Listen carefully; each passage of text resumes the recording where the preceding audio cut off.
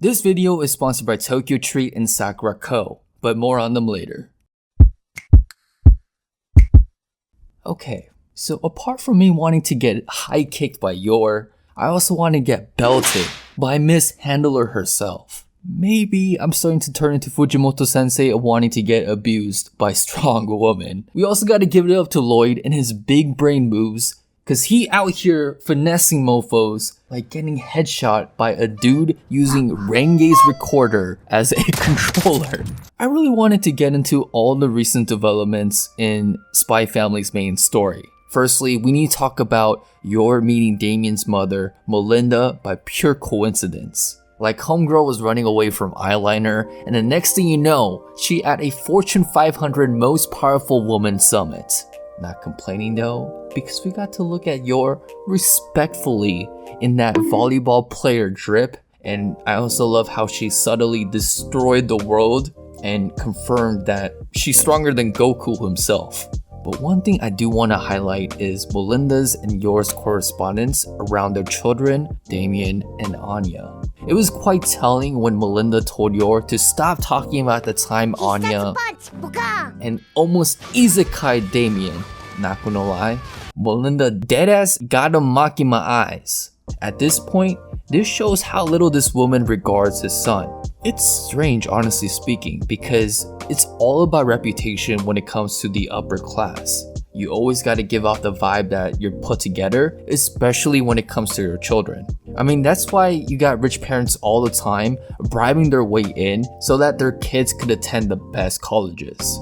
This is totally not the case when it comes to Damien. He got his ass beat in front of the whole school by a girl from a much lower social class. If I was in Melinda's position, I would have went full Karen mode and sent Andrew Tate himself to beat Folger's asses.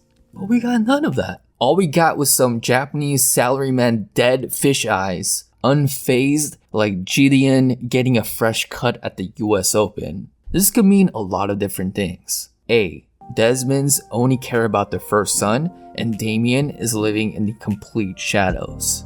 B. Damien is not related to Donovan whatsoever, so he's completely disregarded. And finally C. They're just horrible parents overall. From all of this, you honestly feel so bad for this dude. Not only do all of his colleagues approach him with the malicious intent of wanting to garner favor from his father, the sad truth is, Damien doesn't even have a relationship with his parents in the first place.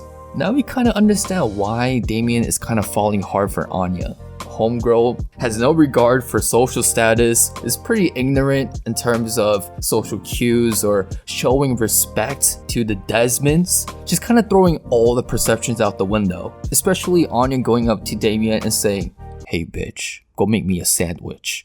This is a perfect segue into talking about today's sponsor, Tokyo Treat and Sakura Co, your new go-to monthly subscription box that gives you the best of the best Japanese snacks. First, you got Tokyo Treat, who got you covered with those pop snacks. And with their theme focused on Halloween, this month's box is called Spectacular Snacking. First, we got the sweet potato Kit Kat.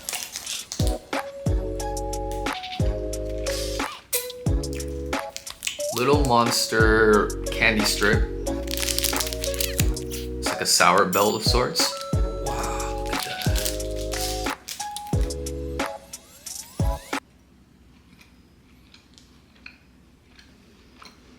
Secondly, we got Sakura Co, who got you covered with traditional Japanese snacks from snack makers that have been making this for 100 plus years. And this month's focus will be on Ibaraki Harvest.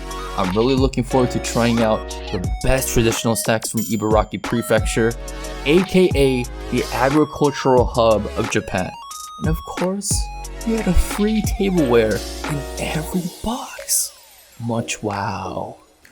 Okay, got my matcha green tea on deck. Sweet potato cookie. Dog, so good. Itadakimasu.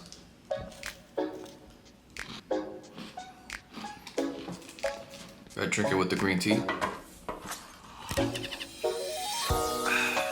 Next up, we got the sweet potato cake. Wow. Itadakimasu.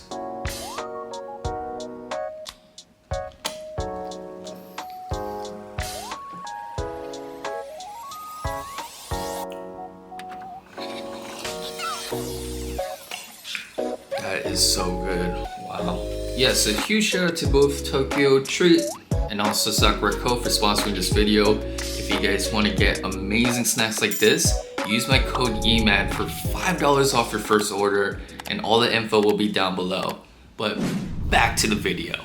Now with the recent development with Melinda, we're revealed with 3 routes to the final boss, Donovan. Plan A. Anya becomes a respected Imperial scholar, catching the attention of Donovan and getting invited to the Desmond household. Yeah. I think even Master Henderson is counting this option out.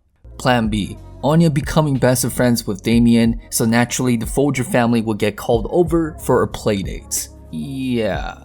Last time I checked, Anya launched a whole ass yakisoba burger on my boy's head.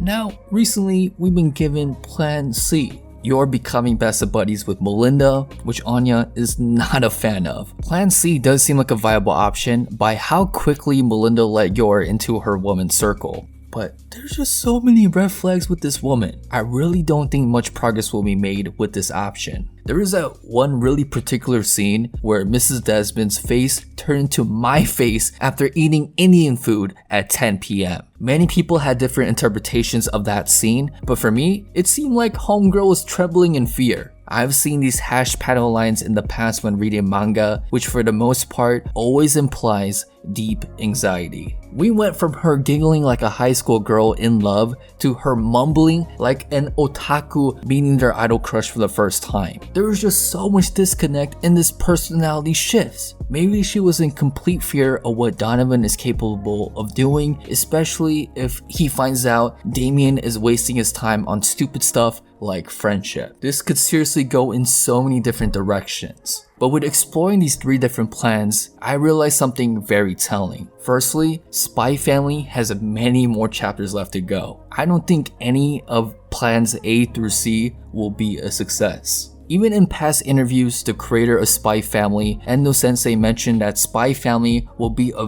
very long series. So who knows, Lloyd will end up all the way to Plan Z when it comes to Operation Strikes. For me, it's been made very clear that Spy Family is more about the journey rather than the destination. 95% of the story is focused on the dynamics and interactions within the Folger family. The true climax will be when Lloyd, Yor, and Anya finally find out each other's identities and they're forced to choose where their loyalty stands. Like I mentioned in my Lloyd video, the true climax of this series is when we straight up see 1v1 between Lloyd and Yor. And based on the very slow paced traction of Operation Strikes with Plan A through C, I think the whole objective around Donovan is secondary in importance.